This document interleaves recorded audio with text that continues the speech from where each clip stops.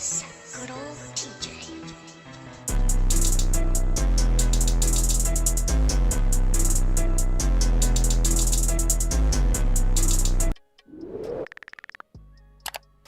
Konnichiwa, Yoshio's boy got better than our video. And today, guys, we're doing another video on Ish Force channel.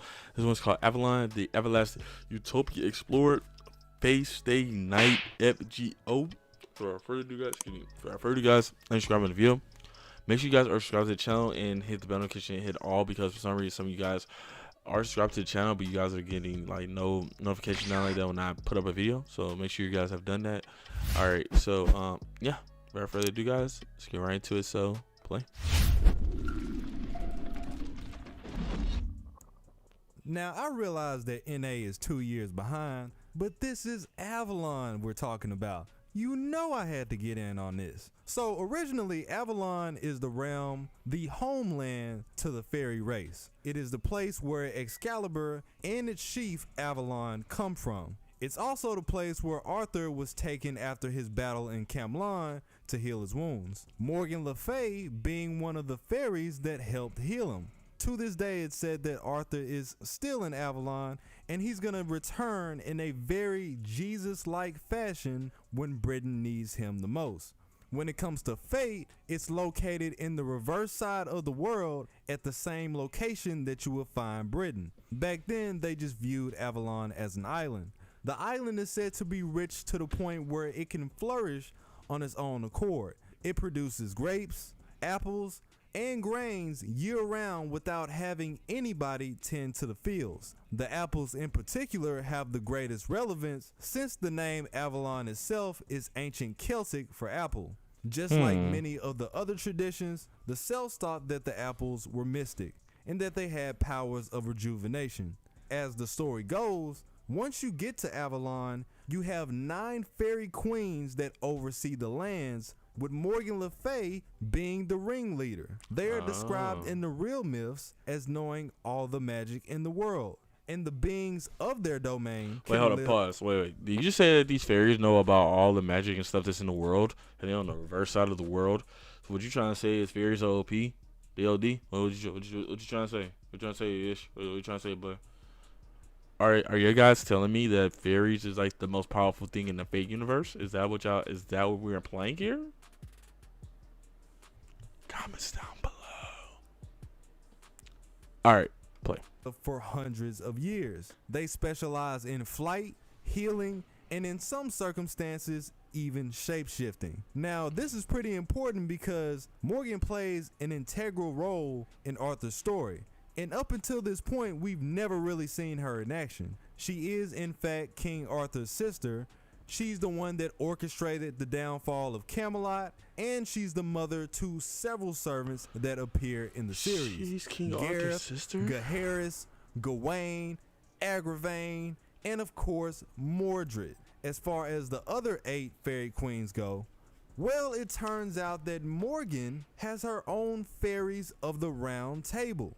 This includes a fairy knight counterpart to Gawain, a counterpart to Tristan, a counterpart to Lancelot, the remaining 5 still being up in the air since they've yet to be discovered.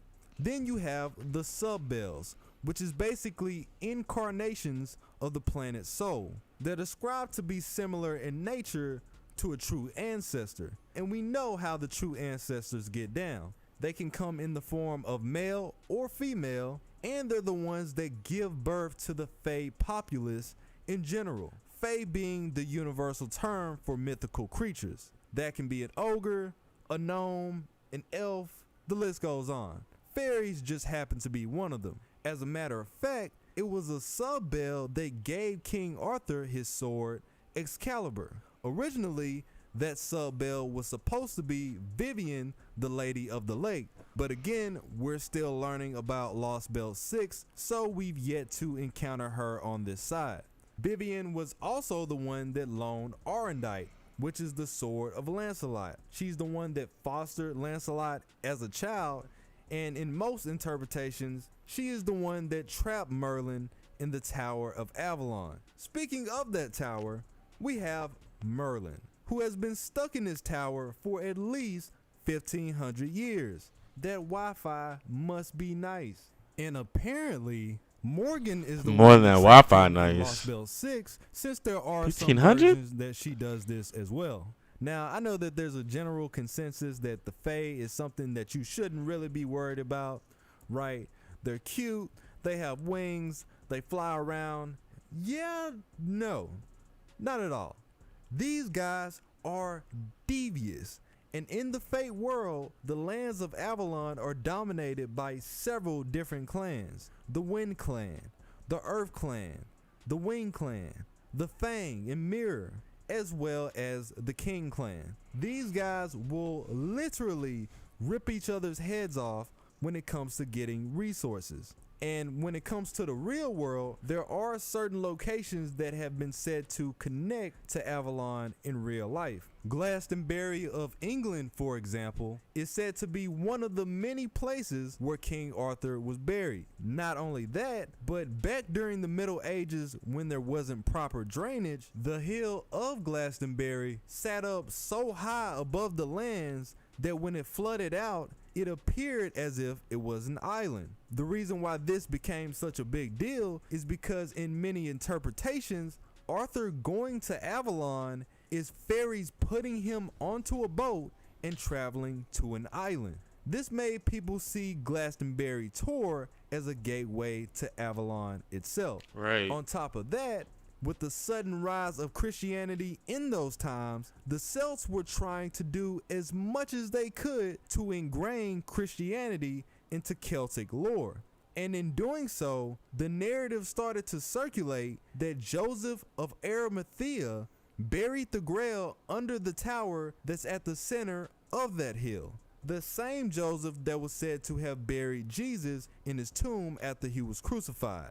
Then you have Oberon, who is a character created by Shakespeare that's providing us with a lot of this information. His original background labels him as the Fairy King. He also goes on to tell us that Morgan has ruled Avalon for over 2,000 years, mentioning that she may have taken Vivian's authority as a sub-bell, which would explain why she has so much power. Years. Another thing we gotta look at, all of a sudden, you have Foe who mysteriously wants no parts in the Avalon Lost Belt.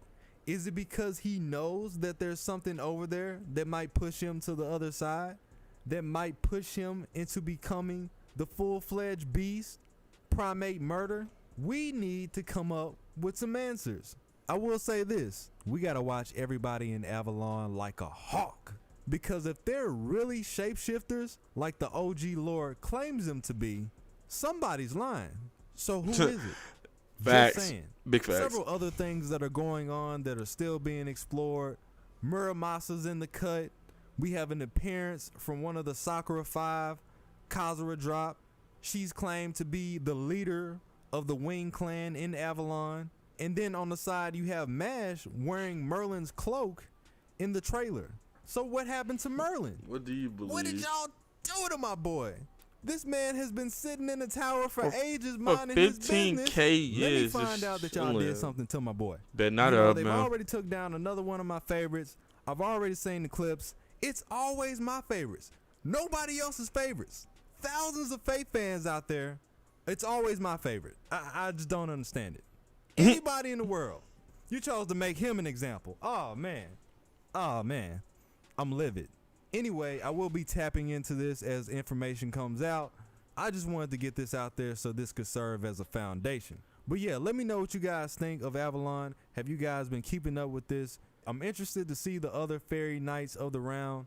The gender bends don't really bother me for them right now. I don't feel like Morgan should have been a Saberface. I understand why she's a Saberface because they're family, but there's just too many Saberfaces at this point. Like I feel like she should have had she could have had her own identity. They're not full sisters to begin with, so it would make sense if she did look a little different. But it is what it is. I get why they did it.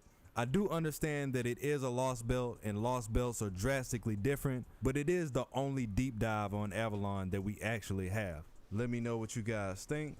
Like the video. All right, man. So Avalon, the Everlasting Utopia Explorer. That was a mouthful right there. Like, ish, man. That boy. Like, right, basically from all we've seen with the ancestors, the vampires, etc., mystic, all this stuff we've heard about with the whole Fae universe, it looks like these fairies have been behind everything from the get-go. It looks like these fairies are a top notch, like the number one, you know what I'm saying, with strength and stuff like that, you know what I'm saying. Like, that's ridiculous.